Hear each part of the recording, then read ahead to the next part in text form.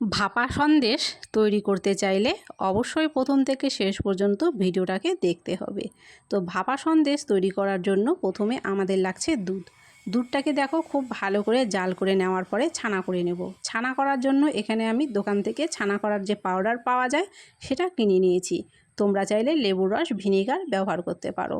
আমি পাউডার দিয়ে এখানে ছানাটা তৈরি করে নিলাম। এখন ছানাটাকে একটা পরিষ্কার কাপড়ে ছেঁকে নেব। সব ছানাটুকু এখানে আমি ঢেলে দেওয়ার পরে যে জলটা বেরিয়েছিল সেই জলটাকে প্রথমে আমি এখান থেকে ফেলে দিয়েছি।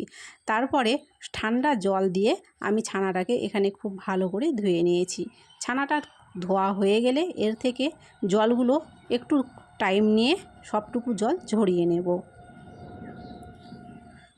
এখানে দেখতে পাচ্ছ সবটুকু জল কিন্তু আমি খুব ভালো করে ঝরিয়ে নিয়েছি। তারপরে ছানাটাকে এখান থেকে বের করে নেব। ভাপা সন্দেশ তৈরি করার জন্য কিন্তু ছানাটাকে অবশ্যই ভালো করে জলটা ঝরিয়ে নিতে হবে। জল ঝরানো ছানাটা একটা মিক্সি জারে দিয়ে দিলাম। আর লাগছে গুঁড়ো দুধ পাউডার। এখানে আমি একটা 10 টাকার প্যাকেটের গুঁড়ো দুধ ব্যবহার করছি। 4 ভাগের 3 ভাগ পাউডার এখানে আমি দিয়ে দিলাম স্বাদ অনুযায়ী চিনি।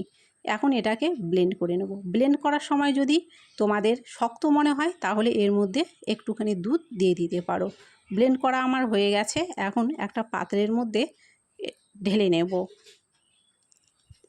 ঢালার সময় তোমরা দেখতে পাচ্ছ এটা কিন্তু কতটা স্মুথ হয়েছে। এখন একটা পাত্রে জল বসিয়ে দিলাম আর এর মাঝ বরাবর একটা স্ট্যান্ড দিয়ে দিলাম। জলটা যখন গরম হয়ে আসবে তখন এর মাঝে আলতো হাতে প্লেটটাকে বসিয়ে দেবো আর গ্যাসের ফ্লেমটাকে একদম লোতে রেখে এটাকে আমি ঢেকে 15 থেকে 20 মিনিট মতো জলের ভাপে তৈরি করে নেব।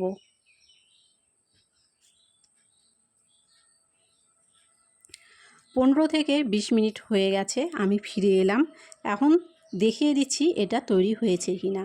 তো এটা তৈরি হয়েছে কিনা চেক করার জন্য এখানে আমি একটা কাঁটা চামচ ব্যবহার করছি। আর দেখো এর মাঝ বরাবর কাঁটা চামচ দিয়ে আমি দেখিয়ে দিচ্ছি এটা কিন্তু একদম তৈরি হয়ে গেছে। এখন 1 থেকে 1.5 ঘন্টা এটাকে এভাবেই ছেড়ে দেবো ঠান্ডা হওয়ার জন্য। ঠান্ডা হয়ে যাওয়ার পরে এর উপরে একটা প্লেট বসে উল্টিয়ে এইভাবে একটু আলতো করে চাপ দিলেই দেখবে খুব সহজেই কিন্তু এটা বের হয়ে যাচ্ছে। তারপরে সন্দেশের আকারে কেটে নিতে হবে।